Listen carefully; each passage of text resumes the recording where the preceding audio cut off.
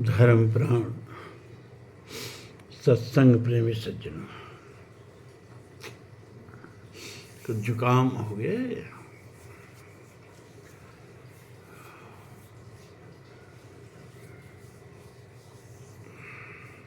कल केवट का प्रकरण चल रहा था और एक प्रश्न उठता है कि भाई लक्ष्मण जी का स्वभाव बहुत उग्र है, अब बहुत रिजर्व रहते हैं, ज़्यादा किसी से बात नहीं करते हैं। पूरे रामचरितमानस में आप पढ़िएगा, लक्ष्मण जी से हनुमान जी से एक पंक्ति का भी संवाद नहीं है, एक पंक्ति का नहीं है।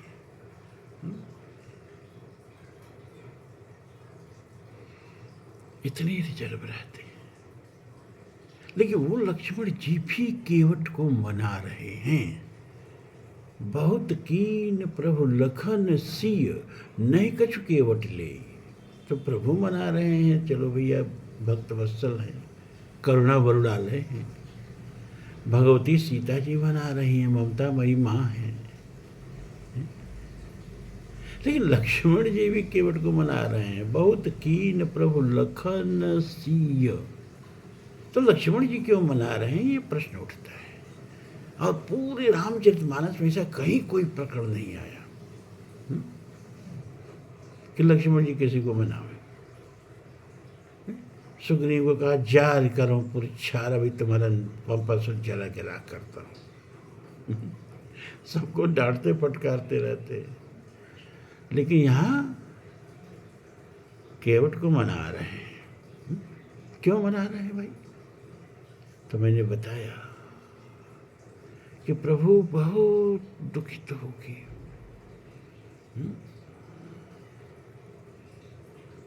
सुमंत से विदाई, एक तरह से पूरी अयोध्या से अब विदाई हो रही है। अपने उन घोड़ों को, उनसे विदा हो रहे हैं। उन घोड़ों से प्रभु का प्रेम क्या है पता है आपको? कौशल्या जी जब कोई जाता था चित्रकूट की नहीं, तो भगवान को संदेशा भिजवाती थी। बड़े चलते में आप लोग राम जी के वनगमन की कथा पढ़ लेते हैं, ये नहीं सोचते हैं कि उस माँ पर क्या बीती होगी। कवितावली गीतावली में तुलसीदास जी उस व्यथा को लिखते हैं। कौशल्या जी, भगवान राम जो छोटे पर खेला करते थे ना, धनुष बाण बना बना के, कभी कभी उस धनुष बाण को देखती है, भगवान के खिलौनों को देखती है। छोटी छोटी पनैया भगवान के सुस्पन की, उसको उठा उठा के कलेजे से लगाती है। भीगे आंसुओं को अपने उसी पनैया से पोंछती हैं। तुलसी ने लिखा कि जननी निर्खत बाण धनुइया।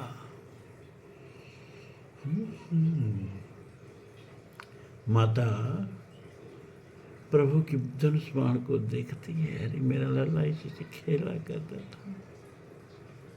बार बार और नैनन लावती प्रभु जी की ललित पनहिया। भगवान के पनहिया को छोटे छोटे जूते जो बच्चे पहनते हैं ना, प्रभु भी पहनते थे। माता उसको उठा के कभी हृदय से लगाती है, कभी आंखों से लगाती।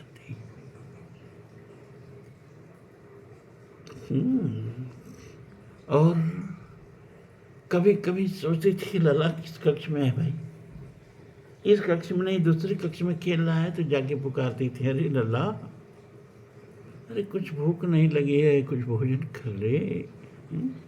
कबहु प्रथम जो जाई जगावत। और कभी कभी सोचती थी अभी तो मेरा लाला सो रहा है ना, तो जाती थी, अरे लला उठो उठो लाल, आंखें खोलो। पानी लाए हूँ मुँह धो लो। कबहु प्रथम जो जाई जगावत, कही प्रिय बचन संवारे। उठब तात बलि मात बदन पर, अनुज सखा सब द्वारे। अरे बेटा, तेरे सब संगी साथी दरवाजे पर खेलने के लिए बुला रहे हैं, तो कब तक सोएगा लाल? उठो, देखो माँ की हालत, देखो उस पीड़ा को, देखो है? जिसका राम जैसा लाल बिछड़ गया। उस माँ की व्यथा पर कभी ध्यान दिया?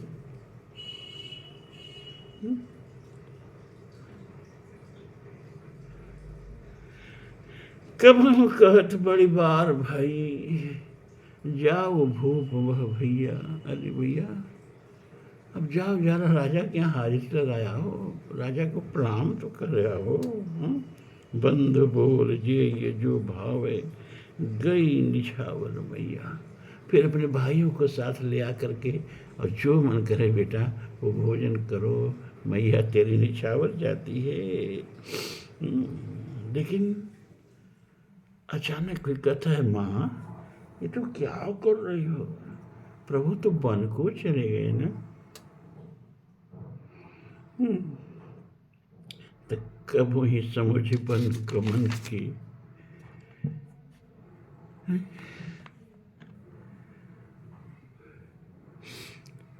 रहत चित्र लिखी सी। अचानक लगता था, अरे मेरा लाला तो बन चला गया। तो जहां खड़ी रहती वहीं खड़ी है।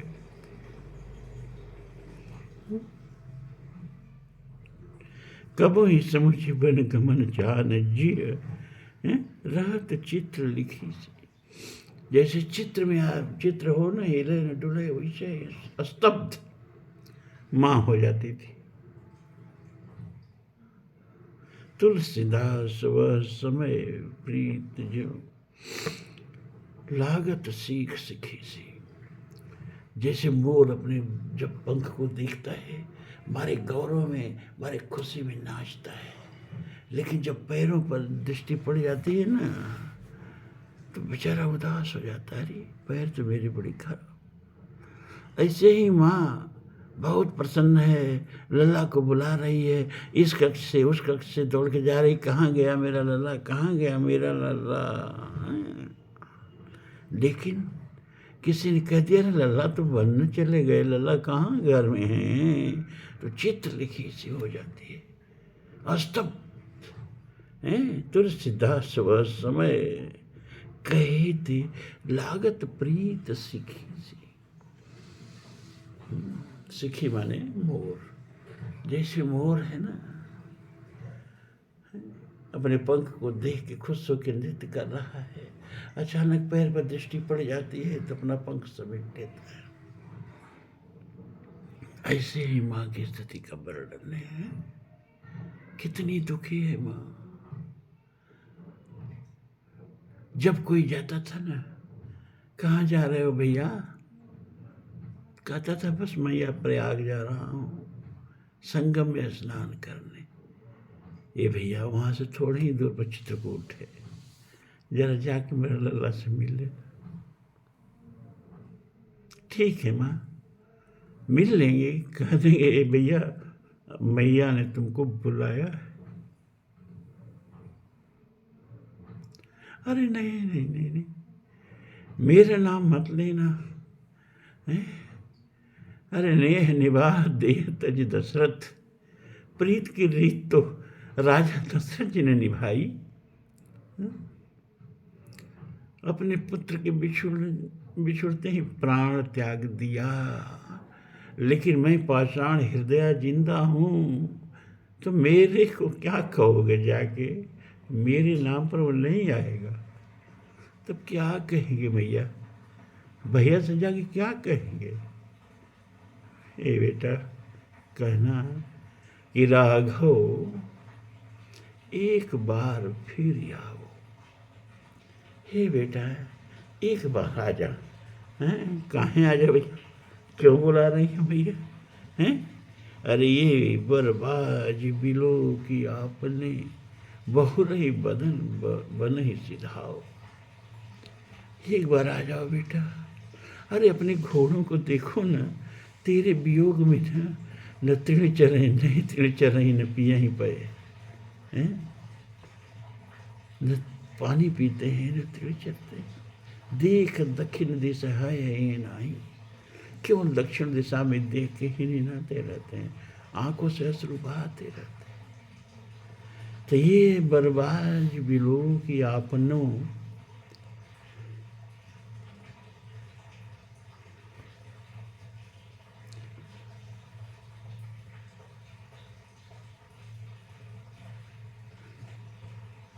बहुरही बनई सिधाओ।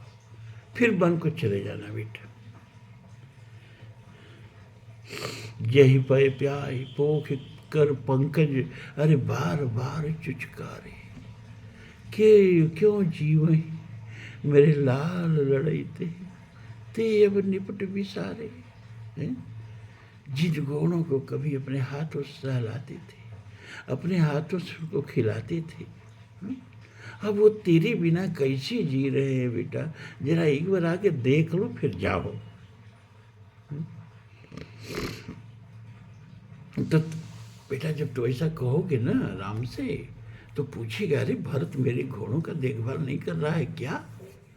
तो कह देना कि भरत तो तुम्हारे से 100 गुना ज्यादा घोड़ों की सेवा कर रहा है, लेकिन भरत राम ही की अनुहारी, सहसा लखन परई नर नारी। बिल्कुल भरत तुम्हारे जैसा है। तो भरत को देख के तुम्हारी याद आ रही है, और जब तुम्हारी याद आती है ना तो सब और उदास हो जाते हैं। भरत 100 गुने सार करत हैं, यत प्रिय जानी तुम्हारो। भरत 100 गुने सार करत हैं, अति प्रिय जान तिहारो। ततब दिन ही दिन हो तो दोबरे, मनहु कमल हिम मारो। लेकिन वो जैसे जैसे भरत उन सबों के सामने आते हैं, उन सबों की सेवा करते हैं, वैसे वैसे वो दिन पर दिन और मुरझाते जाते हैं। कैसे? जैसे शीत कमल को मार दे, जैसे हिमपात कमल को मार दे और कमल मुरझा जाए। सुनहु पथिक जो मिलहि राम बन, अरे कहियो मातु संदेशो। हे पथिक, अगर राम वन में मिली न तो माता के संदेशा कहना क्या? अरे तुलसी मोहि और समीते, इनको परम आदेशो। तुलसी मोहि और समीते, इनको परम आदेशो। सबसे दुखी तुम्हारे जाने से तो तुम्हारे घोड़े हैं भैया। अरे अपने मैया के लिए नहीं आ सकते हो, मत आओ, इन घोड़ों के लिए आ जाओ।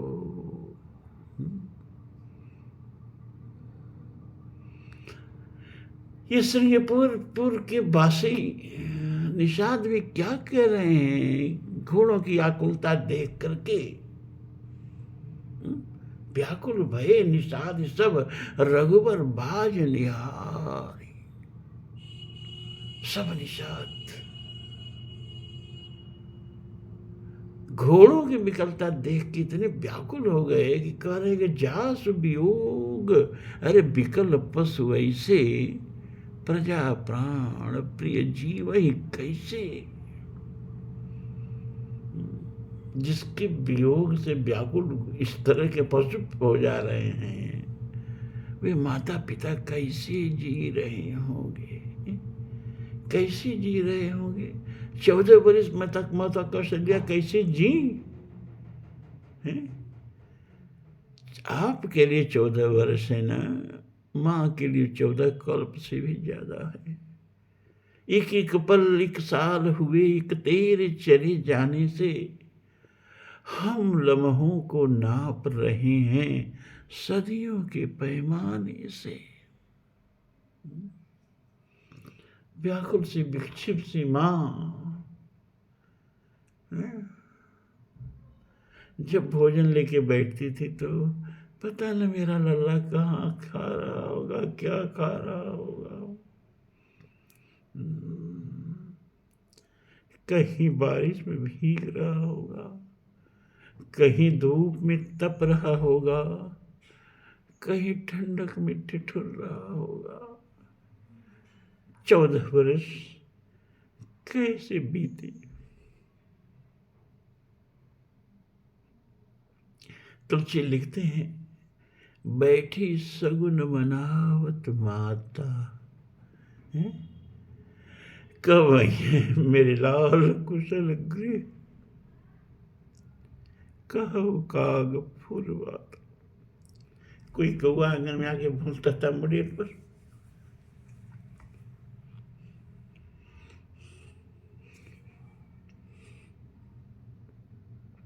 माँ दौड़ जाती थी, अरे भी कागा, अरे मेरा लल्ला रहा है क्या, अरे दूध भात की दोनी दई हो, सोने सोच मुड़ई हो, जब सी सहित बिल्लू की लखन राम लखन उड़ रही हो, जब सी सहित बिलो की नयन भरी, राम लखन उड़ रही हो, बैठी सगुन बनावत माता। तुम्हारी चोच को सोने से बढ़ा दूंगी, दूध भात की दोनी दूंगी। ये व्याकुल जानत प्रीत रीति रघुराई। जब माँ व्याकुल है प्रभु के लिए, तो प्रभु कितने व्याकुल होंगे माँ के लिए। और पूरी अयोध्या से बिछोह कब हो रहा है, जब सुमंद से विदा लेकर के, आंखों में आंसू लेकर के राम भरत राम लखन सीता गंगा के तट पे आते हैं। तो जब सारा श्रीवीरपुर आंसुओं में डूब रहा था, तो क्या केवट वहां नहीं रहा होगा? और राम का भक्त क्या वहां नहीं रहा होगा? वो देखा कि मेरे प्रभु तो रो रहे हैं और रोते रोते अपने राज्य में प्रवेश करेंगे तो बड़ा अमंगल होगा। सोचा कि अपने प्रभु को हंसाएंगे जरूर, और दौड़ करके आकर नाव पर बैठ गया और उधर पीठ कर लिया जिधर प्रभु आ रहे हैं। प्रभु नाव मांगते हैं, जल्दी नाव नहीं ले आता है, बड़ा उल्टा सीधा कुछ करता रहता, बोलता रहता, और अंत में प्रभु को हंसा दिया।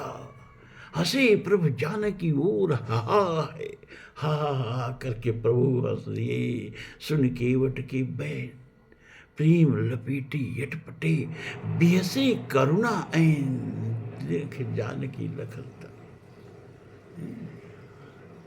अटपटे उसके बातों को सुन करके ठठाओ के प्रभु हंसते हैं, ठठाओ के।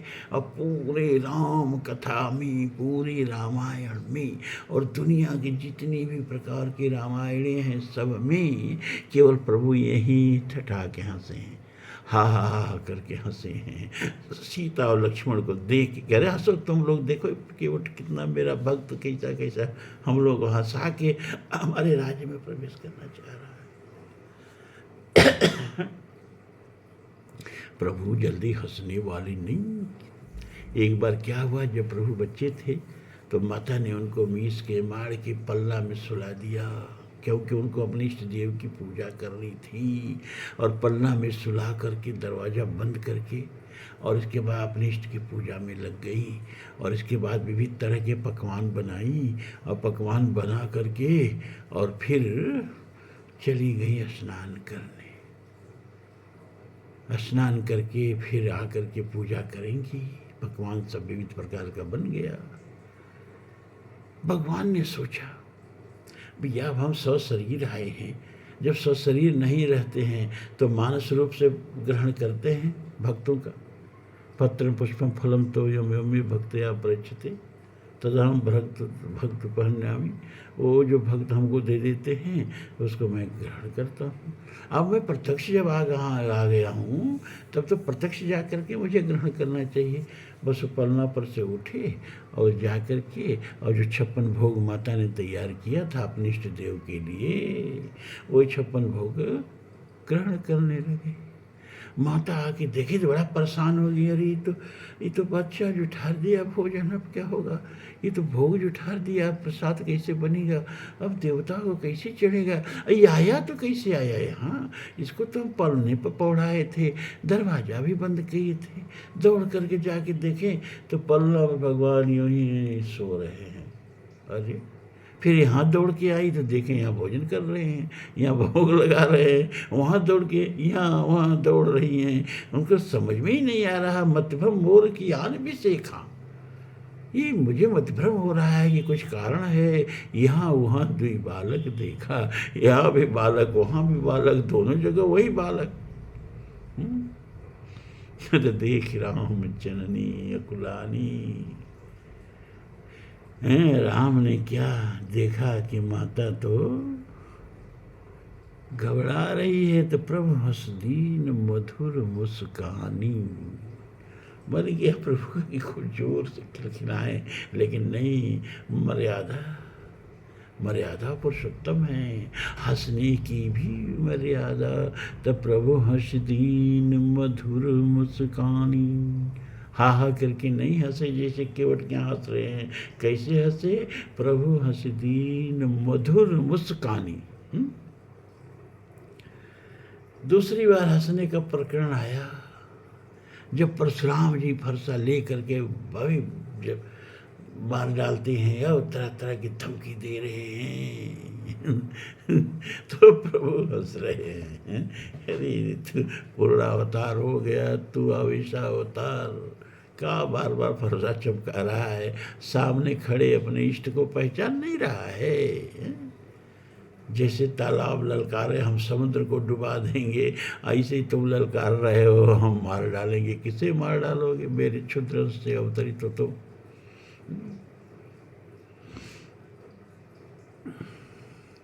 तो भृगुपति बकही कुठार उठाए।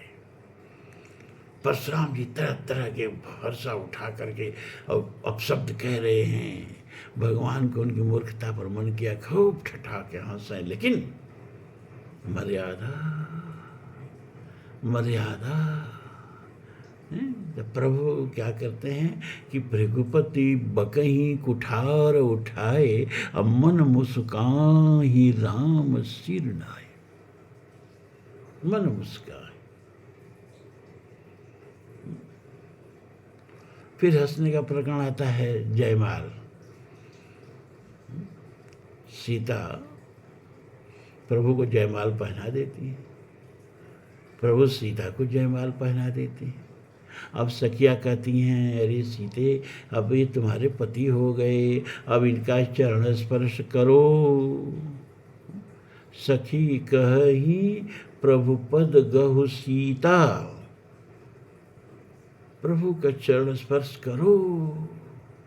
करत न परस चरण अति भीता।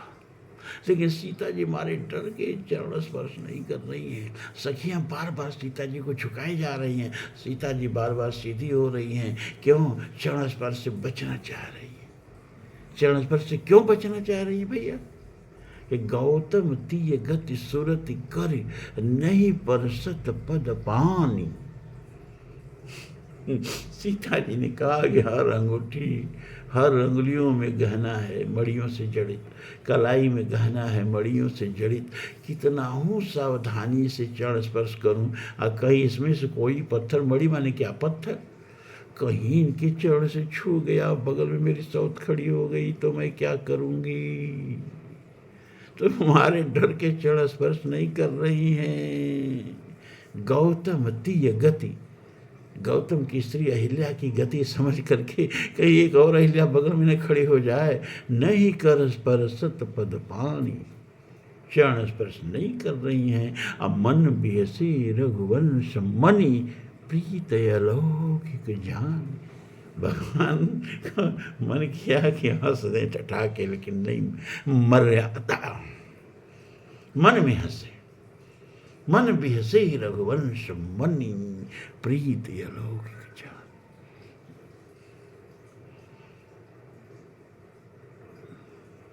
लेकिन यहाँ सारी मर्यादा बह गई।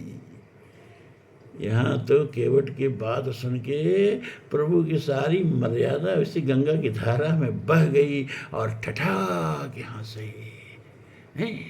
तो लक्ष्मण जी ने सोचा कि मेरे प्रभु आंखों में आंसू लेके गंगा के तट पर आए थे, लेकिन इस केवट ने गुदगुदा के प्रभु को हंसा दिया है? मेरे प्रभु को हंसा दिया।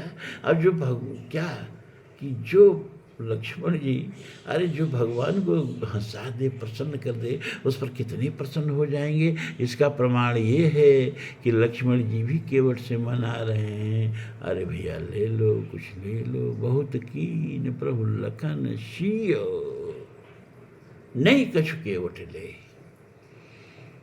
दे क्या रहे थे? अरे उस अंगूठी से कई पुस्त न उसके पल जाते हैं। वह अंगूठी जो सीता जी, जो राम जी ने पाणी ग्रहण के समय सीता जी को पहनाया, वही अंगूठी सीता जी उतार के फिर प्रभु को थमा दी और प्रभु केवट को दे रहे हैं। कई पीढ़ियां उसकी इस अंगूठी से गुजर बसर कर लेती, लेकिन राम राज्य का प्रथम नागरिक है केवट। राम राज्य, हाँ, जहाँ से दशरथ जी का राज समाप्त होता है, वहाँ से भगवान राम का राज शुरू होता है। जहाँ तक दशरथ जी का राज्य है, सुमंत जी वहाँ तक भगवान राम को रथ पर चढ़ा के ले आए। और अब भगवान राम अपने राज्य में प्रवेश कर रहे हैं तो तपस्वी बन के प्रवेश कर रहे हैं। तापस भीष विशेष उदासी, 14 बरस राम वनवासी। तो पैदल चल के प्रवेश कर रहे हैं। तो अब आगे राम का राज्य शुरू होता है और उस राम के राज्य का जो पहला नागरिक जिससे प्रभु राम की भेंट होती है, वो पहला नागरिक है केवट। और राम राज्य की विशेषता क्या है? नहीं दरिद्र को दुखी न दीना, नहीं को अबुद्ध न लक्षण हीना। नहीं दरिद्र को दुखी न दीना। तो ये सारे लक्षण देखो केवट में घटित होता है। दरिद्र का मतलब ये नहीं कि जिसके पास पैसा ना हो, धन ना हो, ना ना ना। अरे जिसके पास बहुत पैसा हो सकता है उतना ही दरिद्र हो। अच्छा, किसी को 1 रोटी में पेट भर जाता हो, वह 1 रोटी खाया, और किसी को 20 रोटी में पेट भरता हो, 10 रोटी खाया, तो किसने संपूर्ण भोजन किया? अरे वो 10 रोटी खाने वाला भी 10 रोटी का भूखा है, और ये 1 रोटी खाने वाला 1 रोटी में संतृप्त है, संतुष्ट है। जहाँ संतुष्टता है वही समृद्धता है। जब आवे संतोष धन, सब धन धूल समान। और जब तक हा लगा हुआ है, और आए और आए और आए, वो आदमी उतना ही दरिद्र है। तो संतुष्ट होना 8वां कोटि की भक्ति बताया ना, उदा भक्ति में 8 जथा लाभ संतोषा। जितना मिले उसी में संतुष्ट रहे, वही समृद्ध है, वही धनी है। और जिसको जितना मिले उतना भूख बढ़ती जा रही है, वो उतना ही दरिद्र है। 20 रोटी की भूख है, 10 रोटी खाया तभी 10 रोटी का भूखा है वो। 1 रोटी की भूख है, 1 रोटी पा लिया, वो संतुष्ट है, उसे नहीं चाहिए, वो भूखा नहीं है। और 10 रोटी खाने वाला भूखा है। तो केवट कितना संतुष्ट है कि बहुत कीन प्रभु लखन से, नहीं कछ केवट ले। नहीं दरिद्र, प्रभु के राज्य में कोई दरिद्र नहीं। इसका प्रमाण देखो, केवट। दुखी न दीना। दुखी क्या है भाई? जिसे भगवान का चरण धोने को मिल गया, और अपनी शर्त पर मिल गया। जब उसने कहा ना ना, बिना पाँव धोए नहीं उतारने वाला। बरतीर मारे लखन पे जब लग्न पाँव पखारियों, तबलन तुलसीदास नाथ कृपाल पार उतारी हूँ। कोई अमकी धमकी नहीं चलेगी, जब तक चरण नहीं धो लूँगा पार नहीं उतारूँगा। भगवान ने कहा तो ले न भैया। सोई कृपा सिंधु बोले मुस्काई, सोई कर जही तब नाव न जाई। अब वही करो न जिससे तुम्हारी नाव बच जाए, चलो वही करो। केवट ने कहा कौन भाषा बोल रहे हैं आप, बड़ा पैर महंगा कर दिए हो। मुनि बेचारे रात दिन, संत लोग रात दिन जिन चरणों का ध्यान करते हैं और ध्यान में भी नहीं आते हैं ये चरण, इतना दुर्लभ बना दिए अपने चरण आप। आज मैं भक्तों के लिए बहुत सस्ता कर दूंगा आपका चरण। ऐसे नहीं चलेगा, सोई कर जई तब नाव न जाए। घुमा फिरा के मत बोलिए, साफ साफ कहिए लो मेरा चरण धो तब धोऊंगा। मेरा कोई आग्रह उग्रह नहीं है। उसने कहा मेरा कोई आग्रह नहीं है आपका चरण धोने का, बल्कि देखिए बगल में है थोड़ी दूर पर पानी कम है, घाट से थोड़ी दूर अहो कटिलो जल था दिखाई हमको।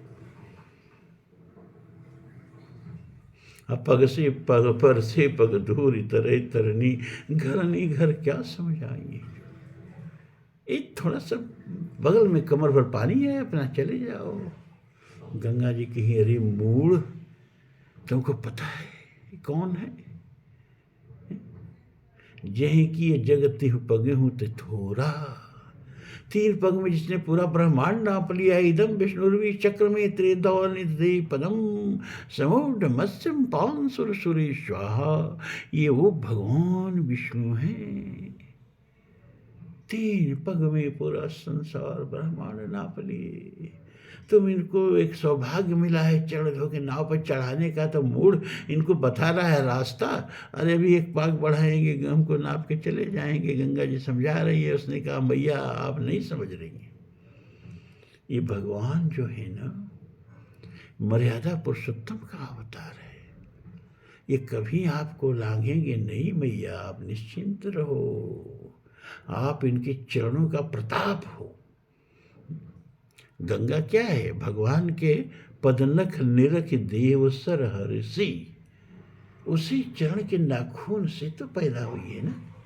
जब बलि को नापने के लिए ब्रह्मांड ने अपना बाया पाद उठाया और उठते उठते ब्रह्मांड के कटाह से टकराया, और ब्रह्मांड के ऊपर बह रही बिरजा नदी, जो भगवान का जलमय विग्रह है, वो कथा कभी सुनाए होंगे हमको लग रहा है, कि कैसे शिव जी के गीत सुन करके और राधा और कृष्ण पिघल के द्रवीभूत जल बन गए। राधा कृष्ण जो है वही राम सीता है, और वही बिरजा नदी बन करके ब्रह्मांड के सीमा के बाहर वैकुंठ लोक में बहती है। और जब ब्रह्मांड का सीमा फटा तो पानी वहाँ से झरने लगा, तो ब्रह्मा ने जल्दी से कमंडल में ले करके भगवान के चरण का प्रक्षालन किया, वही गंगा बनी,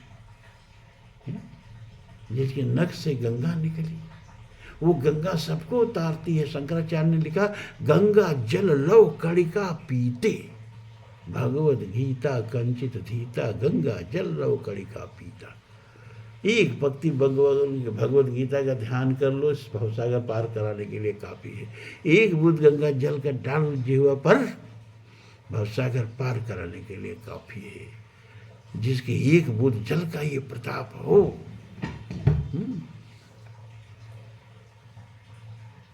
वो किसका प्रताप है? गंगा भगवान विष्णु के चरणों की प्रताप है गंगा। और वही भगवान अपने प्रताप को नहीं लागे कि माँ निश्चिंत रहो, मैं लाख इनको समझा रहा हूँ, नाव से ही उतरेंगे। ये मर्यादा पुरुषोत्तम का अवतार है, ये मर्यादा का हनन नहीं करेंगे। तो कह रहा है थोड़ा दूर पर कमर भर पानी, उतर जाइए पार, यही घाट से थोड़ी दूर रहो, कटिलो जल, लेकिन नाव पर चढ़ के उतरना है। तो पैर तो धुलवाना पड़ेगा और खुद कहना पड़ेगा लो पैर धो, मुझको कोई गरज वर्ज नहीं है। कह रहा मुझको कोई गरज नहीं है आपके पैर धोने का, आपको गरज हो तो आगे बढ़ाओ जल्दी। भगवान ने कहा, ले भैया बेग आन चल पाए पखारू, ले ले जल्दी पानी ले आओ, मेरे पैर को धो, हो तो विलम्ब उतारिए पारू। जो इतना निश्चिंत हो, भगवान से इतना अटखेलियां करता हो, उसे दुखी कहेंगे आप? उसे दीन कहेंगे आप? वो दीन है, हैं? नहीं दरिद्र को दुखी न दीना, और नहीं को अबुधन लक्षण हीना। वो बुद्ध कितना है तो लक्ष्मण ही समझ गए, जबकि कोहबर में हुई बात का रहस्य यहाँ खोल रहा है। कही तुम्हारा मर्म मैं जाना।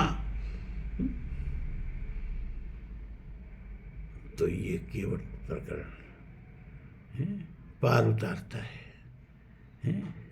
और पार उतारने के बाद जब घटना घटती है वो और गंभीर है, जिसे कल सुनाएंगे आपको हम। और अब 22 तारीख को ना भगवान अपने घर में पधार रहे हैं। माँ कौशल्या की आंखों के आंसू पूछ रहे हैं। पूरा अवधपुर खिलखिला रहा है, खुशी मना रहा है। आप भी खुशी मनाना, 2-4 दीप ही सही अपने घर के चौखट पे जलाना, ताकि भगवान आए तो रास्ता दिखे, कहीं ठोकर न लगे। और 22 तारीख तक तो मैं आपको राम कथा ही सुनाने वाला हूँ। आज आप लोगों का क्लास पूरा हो गया।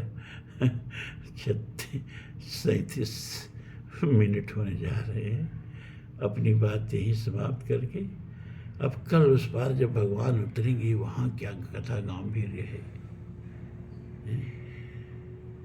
ये कल बताऊंगा। आज इतना ही। साधु।